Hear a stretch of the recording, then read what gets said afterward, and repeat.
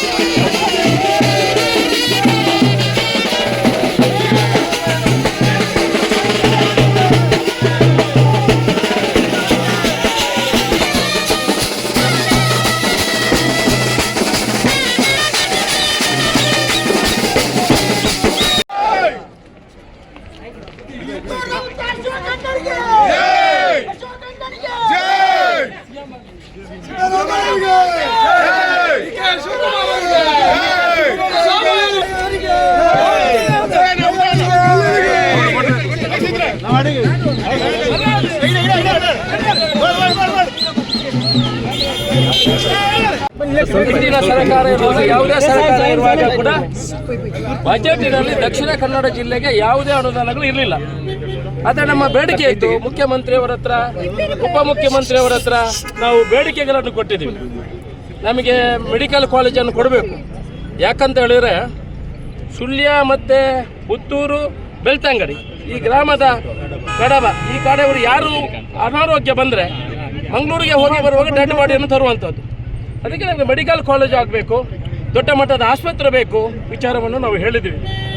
ಮುಖ್ಯಮಂತ್ರಿಗಳು ಮನಗಂಡು ಉಪಮುಖ್ಯಮಂತ್ರಿಗಳು ಎಲ್ಲ ಸಭೆಯನ್ನು ನಡೆಸಿ ಈ ಸಲದ ನಮ್ಮ ಈ ಬಜೆಟಿನಲ್ಲಿ ನಮಗೆ ಮೆಡಿಕಲ್ ಕಾಲೇಜನ್ನು ಕೊಡುವಂಥ ಕೆಲಸವನ್ನು ಮಾಡಿದ್ದಾರೆ.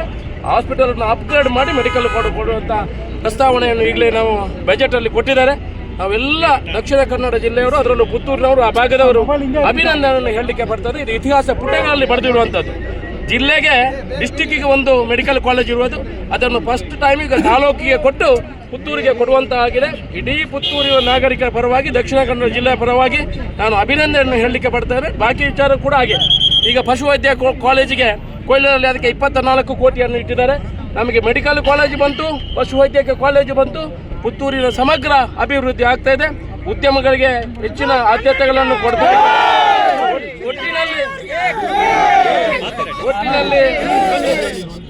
ಒಟ್ಟಿನಲ್ಲಿ ಕುಡಿಯುವ ನೀರಿಗೆ 1,010 ಕೋಟಿ ರೂಪಾಯಿಯನ್ನು ಕೊಟ್ಟಿದ್ದಾರೆ. ಕೆಎಂಎಫ್ನ ಘಟಕವನ್ನು ಸ್ಥಾಪಿಸಲಿಕ್ಕೆ ಇವಾಗಲೇ 15 ಎಕರೆ ಜಾಗವನ್ನು ಕೊಡುವಂಥದ್ದಾಗಿದೆ. ಅಲ್ಲಿ ಒಳ್ಳೆ ರೀತಿಯ ಗ್ರೌಂಡ್ಗಳನ್ನು ಮಾಡುವಂಥ ಕೆಲಸವನ್ನು ಮಾಡ್ತಾ ಇದ್ವಿ. ಮಹಾಲಿಂಗೇಶ್ವರ ದೇವಸ್ಥಾನ ಮತ್ತು ಸಹಸ್ರಲಿಂಗೇಶ್ವರ ದೇವಸ್ಥಾನಕ್ಕೆ 352 ಕೋಟಿ ರೂಪಾಯಿ ಪ್ರಸ್ತಾವನೆ ಅಂಗೀಕೃತ ಆಗಿದೆ. ಒಟ್ಟಿನಲ್ಲಿ ಪುತ್ತೂರಿನ ಸಮಗ್ರ ಅಭಿವೃದ್ಧಿ ಆಗಿದೆ. ನಾವೆಲ್ಲ ಕರ್ನಾಟಕ ಪುತ್ತೂರಿನ ದಕ್ಷಿಣ ಕನ್ನಡ ಜಿಲ್ಲೆಯ ಜನರು ಮುಖ್ಯಮಂತ್ರಿಯವರಿಗೆ, ಉಪಮುಖ್ಯಮಂತ್ರಿಯವರಿಗೆ, ಎಲ್ಲ ಸಿಬ್ಬಂದಿಗಳಿಗೂ, ಮಂತ್ರಿಗಳಿಗೂ ಕೂಡ ನಮ್ಮ ಗುಂಡೂರಾವ್ ಇದ್ದಾರೆ, ಯುಟಿ ಖಾದರ್ ಅವರಿದ್ದಾರೆ, ಅವರಿಗೆಲ್ಲರಿಗೂ ನಮ್ಮ ವೈದ್ಯಕೀಯ ಮಂತ್ರಿಗಳಿದ್ದಾರೆ, ಅವರಿಗೆಲ್ಲ ಅಭಿನಂದನೆ ಹೇಳಲಿಕ್ಕೆ ಇಷ್ಟಪಡ್ತೇನೆ. ನಿಖರ ಸುದ್ದಿ, ಸದಭಿರುಚಿಯ ಕಾರ್ಯಕ್ರಮ. ನೀವು ನೋಡ್ತಾ ಇದ್ದೀರಾ ಕಹಳೆ ನ್ಯೂಸ್, ಸಮಾಜದ ಜಾಗೃತಿಗಾಗಿ ವಸ್ತುನಿಷ್ಠ ವರದಿ.